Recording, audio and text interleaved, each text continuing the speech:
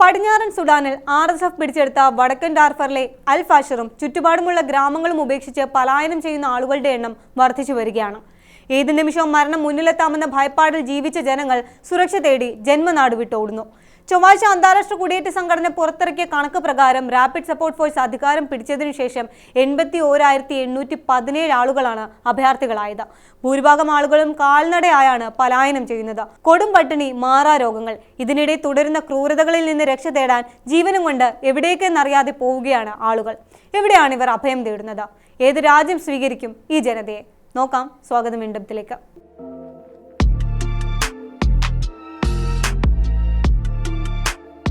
രാജ്യത്തിന്റെ ഔദ്യോഗിക സൈന്യമായ സുഡാനീസ് ആർമിയും അർദ്ധ സൈനിക വിഭാഗമായ റാപ്പിഡ് സപ്പോർട്ട് ഫോഴ്സും തമ്മിലുള്ള പോരാട്ടം മനുഷ്യത്വത്തിന്റെ എല്ലാ അതിരുകളും ഭേദിച്ച് മുന്നോട്ട് പോവുകയാണ്.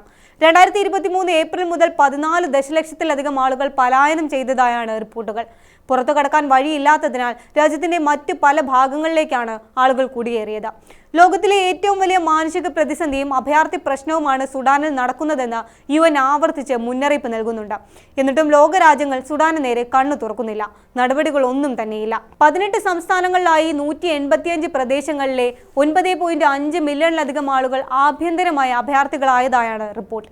ഇതിൽ ഭൂരിഭാഗവും സൗത്ത്, നോർത്ത് ഡാർഫർ മേഖലകളിൽ നിന്നുള്ളവരാണ്. ഇവരിൽ പകുതിയിലധികവും 18 വയസ്സിൽ താഴെയുള്ള കുട്ടികളാണെന്നും റിപ്പോർട്ടിൽ വ്യക്തമാക്കുന്നുണ്ട്. അൽഫാഷർ പിടിച്ചെടുക്കുന്നതിനിടെ കൊടും ക്രൂരതകളാണ് RSF നടത്തിയത്. നഗരം വിട്ട് പലായനം ചെയ്യുന്നവരുടെ സാക്ഷിമൊഴികൾ മനുഷ്യ മനസാക്ഷിയെ മരവിപ്പിക്കുന്നതാണ്. സുഡാൻ സൈന്യവും RSFും സാധാരണ ജനങ്ങൾക്കെതിരെ വ്യാപകമായ അതിക്രമങ്ങൾ നടത്തി. ഇതിൽ ലൈംഗിക അതിക്രമങ്ങളും വംശീയ ഉന്മൂലനം ലക്ഷ്യമിട്ടുള്ള കൂട്ടക്കൊലകളും നടത്തിയത് RSF ആണ്. തെരുവുകൾ മൃതദേഹങ്ങളാൽ നിറഞ്ഞിരിക്കുകയാണെന്ന് തന്റെ 4 കുട്ടികളോടൊപ്പം പലായനം ചെയ്ത അദം യഹിയ പറയുന്നു. RSFിന്റെ ബാരിയറിലെത്തിയപ്പോൾ അവർ മെഷീൻ ഗണ്ണുകൾ കൊണ്ട് സ്ത്രീകളെയും കുട്ടികളെയും വെടിവെച്ചു. പുരുഷന്മാരെ മാറ്റി നിർത്തി വെടിയുതിർത്ത ശേഷം സ്ത്രീകളെ കൂട്ടബലാത്സംഗം ചെയ്തു. പലായനം ചെയ്യുന്ന വഴിമധ്യേ RSFുകാർ ഒരു വീട്ടിലേക്ക് നിർബന്ധിച്ചു കയറ്റി ബലാത്സംഗം ചെയ്തതായി 45-കാരിയായ റാഷ പറയുന്നുണ്ട്. ഇവരെ പിന്നീട് വിട്ടയച്ചെങ്കിലും ഒപ്പമുണ്ടായിരുന്ന മക്കളെ റാഷയ്ക്ക് നഷ്ടമായി. കുറഞ്ഞത് 2000 പേരെങ്കിലും ഇവിടെ RSF കൊന്നതായാണ് റിപ്പോർട്ട്.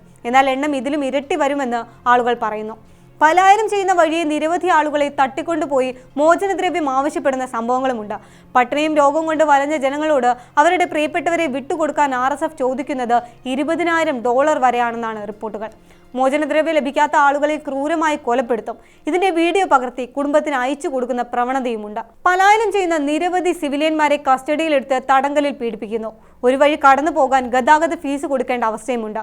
ഒക്ടോബർ 26 മുതൽ അൽഫാഷറിൽ നിന്ന് 70,000-ലധികം ആളുകളെ കുടിയിറക്കിയതായും അവരിൽ 40,000-ലധികം പേർ നോർത്ത് ഡാർഫറിലെ തവില എന്ന പട്ടണത്തിലേക്ക് പോയതായും UN കണക്കാക്കുന്നു. പക്ഷേ ഇതിൽ വെറും 6,000 പേർ മാത്രമേ തവിലയിൽ എത്തിയിട്ടുള്ളൂ. ആളുകളെ വഴിമധ്യേ കൂട്ടക്കൊല ചെയ്യുന്നതിന്റെയും തട്ടിക്കൊണ്ടുപോകുന്നതിന്റെയും തെളിവാണിത്. ആഭ്യന്തരമായി പലായനം ചെയ്യുന്നവരെ കൂടാതെ 4.34 മില്യൺ ആളുകൾ അയൽ രാജ്യങ്ങളിലേക്ക് പലായനം ചെയ്തിട്ടുണ്ട്. ഇതോടെ സുഡാനിലെ മൊത്തം അഭയാർത്ഥികളുടെ എണ്ണം 14 മില്യണായി. രാജ്യത്തിന്റെ 51 മില്യൺ ജനസംഖ്യയുടെ 4/1 വരും ഇത്. ഭൂരിഭാഗവും ഈജിപ്തിലേക്കും സൗത്ത് സുഡാനിലേക്കുമാണ് പോയിരിക്കുന്നത്. അധികാര യുദ്ധത്തിൽ ജീവനും ജീവിതവും നഷ്ടപ്പെട്ടു പോയ സാധാരണക്കാർ എങ്ങോട്ടെന്നില്ലാതെ പരക്കം പായുകയാണ്. മാധ്യമങ്ങളും മറ്റ് വാർത്താവിനിമയ സംവിധാനങ്ങളും എല്ലാം നിരോധിച്ചതിനാൽ ലോകം കാണാത്ത ക്രൂരതകൾ നിരവധിയുണ്ട് സുഡാനിൽ. ഈ ക്രൂരതകൾ മറച്ചുവെക്കാൻ RSF കൂട്ടക്കുഴിമാടങ്ങൾ ഉണ്ടാക്കുന്നതായും റിപ്പോർട്ടുകളുണ്ട്. മൃതദേഹങ്ങൾ ശേഖരിച്ച് വലിയ കുഴിമാടമുണ്ടാക്കി മൂടുകയാണ്. 2004 ഡാർഫറിൽ നടത്തിയ ക്രൈമുകളുടെ ആവർത്തനമാണിതെന്നും റിപ്പോർട്ടുകളുണ്ട്.